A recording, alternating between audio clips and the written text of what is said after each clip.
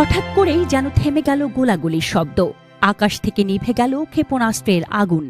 কাশ্মীর সীমান্তে টানা 4 দিনের সংঘর্ষ, ক্ষেপণাস্ত্র হামলা আর পাল্টা জবাবের পর অবশেষে এলো শান্তির ঘোষণা।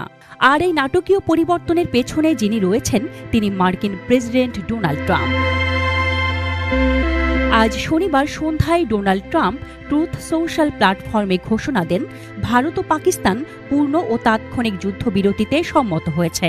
এই ঘোষণার কিছুক্ষণ পরেই পাকিস্তানের পররাষ্ট্রমন্ত্রী ও উপপ্রধানমন্ত্রী ইসাক দার এক টুইট বার্তায় নিশ্চিত করেন যে দুই দেশই অবিলম্বে যুদ্ধবিরতিতে রাজি হয়েছে।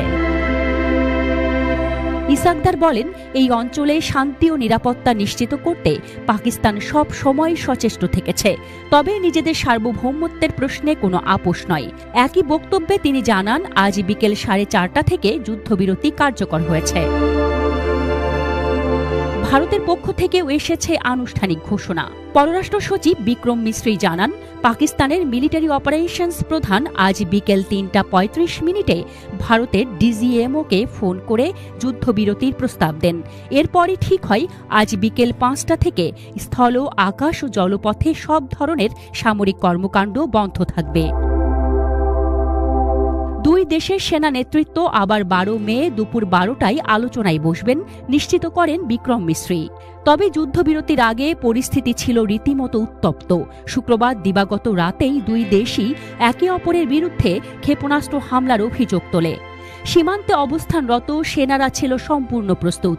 আকাশে টহল দিচ্ছিল যুদ্ধ বিমান এবং বন্দুকের নলের ঠিক বিপরীত পাশে ছিল শত্রুর চোখ।